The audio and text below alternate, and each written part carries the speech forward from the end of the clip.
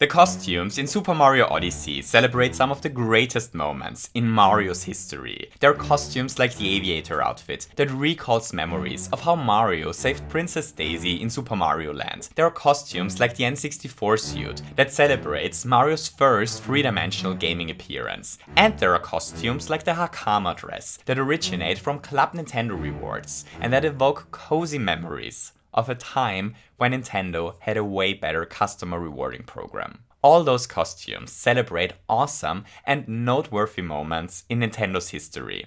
And then there are costumes whose inclusion, let's put it that way. Say, if I were Nintendo, reminding people about the origin stories of those costumes wouldn't be that high up in my list of priorities. A bunch of costumes just have really obscure origin stories or originated under circumstances that don't put Nintendo into a very favorable light. So today we're going to focus onto exactly those costumes. We're going to take a detailed look at the origin stories of 3 costumes that, at least in my humble opinion, Nintendo probably shouldn't have put into a mainline Mario game. So you ready?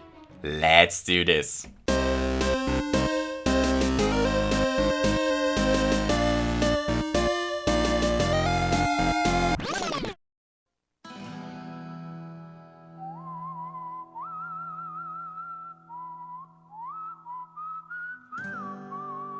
Alrighty, right, so let's do a quick thing together, shall we? I want every one of you to think about the absolute worst job you ever had. You know, the absolutely worst thing you ever did for money. Stuff like picking up garbage in the summer heat, or I don't know, for me personally, it was cleaning the needle exchange room in a needle exchange program for drug addicts.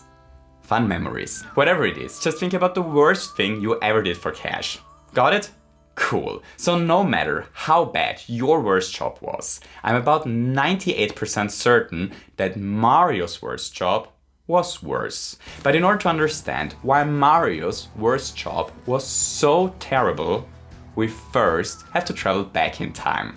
The year is 1990. The Germanys just became Germany. The Hubble Space Telescope just got pewed into space. Pretty Woman is running the cinemas. Everyone didn't start the fire. And Nintendo is doing great. The Super Nintendo just released alongside Super Mario World. The Game Boy just celebrated its first birthday. And Mario is at the top of its popularity.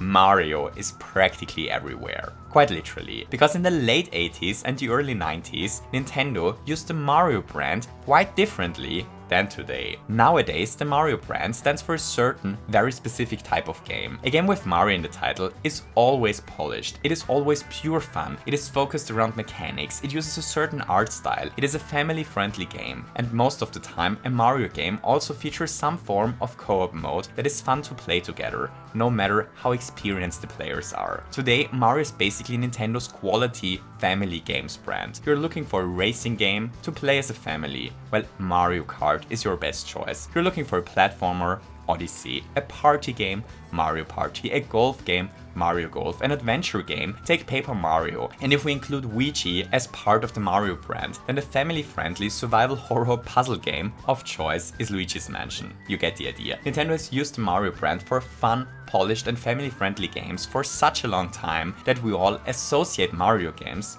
with exactly this type of game. But this is not what Mario has always been. See, around 1990, the Mario brand was insanely popular thanks to the runaway success of the early Mario games. But back then, Nintendo hadn't really established what it means for a game to be a Mario game. You know, there were absolutely no quality standards in place. And thus Nintendo ended up putting Mario into pretty much every game they didn't know how to sell otherwise. Take tennis on the NES. Here Mario is degraded to being a referee, while real people play tennis. Take Famicom Grand Prix 2 3D Hot Rally, which is not only a contender for the worst gaming name in gaming history, but also a realistic car racing game featuring Mario and Luigi. And there is NES Open Tournament Golf, which is not only a realistic golf simulation game, where we just happen to play as Mario, but also the only game in which Peach starts completely drunk. Just to be clear here, those games weren't bad games by any means, but you know, they also weren't Mario games like we know them today. They aren't those playful family games that Mario stands for today. Instead, they are normal games that just got Mario randomly thrown in to help to sell them. But no game features Mario more randomly than the Game Boy port of Qwix. In case you're not familiar with Qwix, Qwix is a game about... in Qwix we have... You know what? It's probably easiest to explain Qwix by quickly showing you this official Qwix commercial. But here's what you do. You gotta keep thinking, right? Because you gotta box them. And then you make this little box, and then you close it in. Whoa, level 5. Got it? You got to box them, and they make these little boxes, and you close it in, and then voila, level 5. Hooray! Qwix in a nutshell. So you're probably currently wondering how the Wiggler did they fit Mario into this boxing game in a way that makes sense. And the answer is, well, they didn't. Which brings us to Mario's role in Qwix, and to the worst job he ever had. See, poor Mario's job in Qwix was it to dress up as a caricature of a Mexican, and then to stand in the middle of a desert below the hot and burning sun for hours, playing guitar, waiting for a player to finally die, only to play his tunes for a couple of seconds on the game over screen, before standing there patiently for hours again. This is not only a truly horrific job, but also the origin story of the Mexican outfit in Super Mario Odyssey. The origin story of the Mexican outfit is that Nintendo needed a marketing gimmick to sell the rather abstract game of Qwix. The Mexican outfit originated in a game that Mario is so out of place in that even the agreeable gentleman in the Qwix ad seems confused about Mario's appearance. Check out how the commercial actually plays out. It doesn't even have any eyes. I know it's weird, but it sees you, right? Duck! Then this little Mario guy comes down and starts singing to you. Weird. The first, really enthusiastic gentleman states that suddenly Mario comes around to sing for us, which makes the second, really enthusiastic gentleman be like, that's weird. But that's actually only half the reason why I personally find it a rather interesting choice by Nintendo to celebrate Mario's Qwix cameo in Odyssey. Because as it turns out, the Mexican outfit Game Over screen isn't the only Game Over screen in that game. There are also a couple of other Game Over screens that, let's put it that way.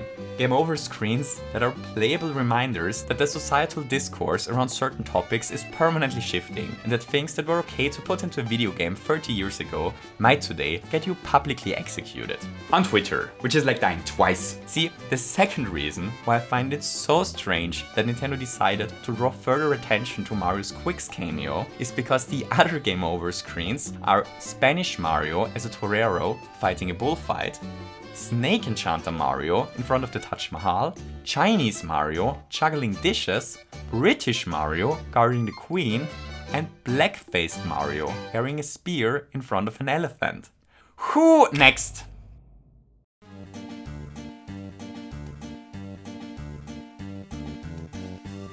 The second costume that, at least I personally, wouldn't have advised Nintendo to put into a mainline Mario game is the scientist outfit. And the reason why I would never have advised Nintendo to put the scientist outfit into the game has actually nothing to do with the scientist outfit. The Super Game Boy was an add-on that allowed the player to play Game Boy games on a television via the Super Nintendo. And it is this commercial for the Super Game Boy where the scientist suit originates from. So I personally never owned a Super Game Boy, but I remember playing the original Pokemon Red with my Game Boy Transfer Pack years later on the Nintendo 64, and that at least was a pretty cool experience and a fine product. So the product in the commercial is fine, which raises the question, what the wiggler is the problem with the scientist outfit again?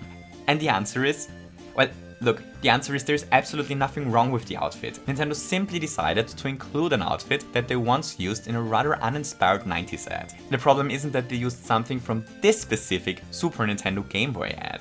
The problem is that they decided to use something from a 90s Western commercial for a Mario game in the first place. See, if this outfit is now in Super Mario Odyssey, then this means that this commercial is officially part of the Mario canon. But if this 90s commercial is officially part of the Super Mario lore, then that means that all the other Game Boy and Super Nintendo ads are now part of the canon too. And this is where stuff gets weird if we start to think about it. You know, for example, there is the Where Do You Play With Yours ad that features a shot of Mario, and I assume that this commercial is now canon as well. But this commercial is not only legitimately the best commercial Nintendo ever produced, hashtag changed my mind, but it also features a couple of really interesting shots, including Michelangelo's The Creation of Adam, where God hands Adam a Game Boy, a shot of a sexy panty stuffed with Game Boy cartridges, as well as a shot of what, as far as I can tell, appears to be the Long Live the Victory of Mao Zedong Thought Memorial in Shanghai, out of all things.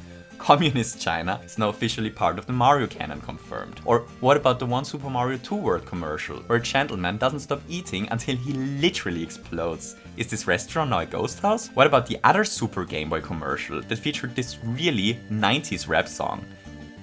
Check this out! Game Boy games in color on TV. It's amazing! And games like New Donkey Kong. You can change the borders and choose your own color.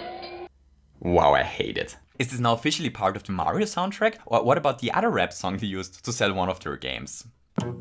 Down with Zelda from the very start. I got the heart and smarts to play the part. Down with Zelda. Creeping through with an overhead view, cause a man's gotta do what a man's gotta do. So I stay on track, collect the facts, never cut slack, and I always watch my back for jacks. Down with Zelda.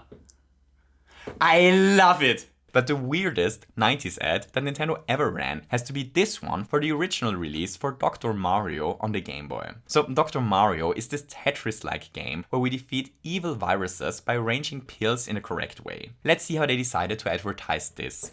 I called the witch doctor, he told me what to do.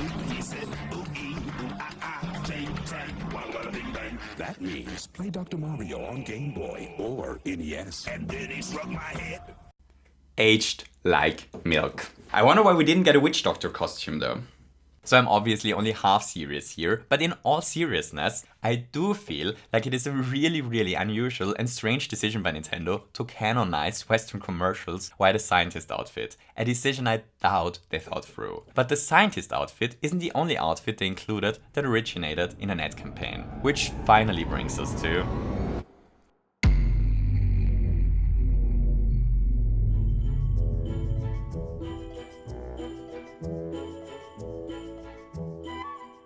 This here, ladies and gentlemen, is the Teleview Outfit, and the Teleview Outfit acts as a playable memorial that reminds us of one of Nintendo's absolutely worst habits. The story of the Teleview is a story of Nintendo taking games offline, long before the internet was even a thing.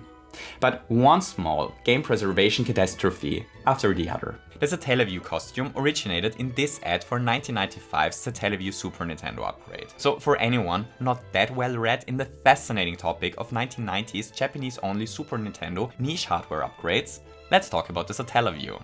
Okay, so the Teleview was a Super Nintendo hardware upgrade that released in 1995 exclusively in Japan.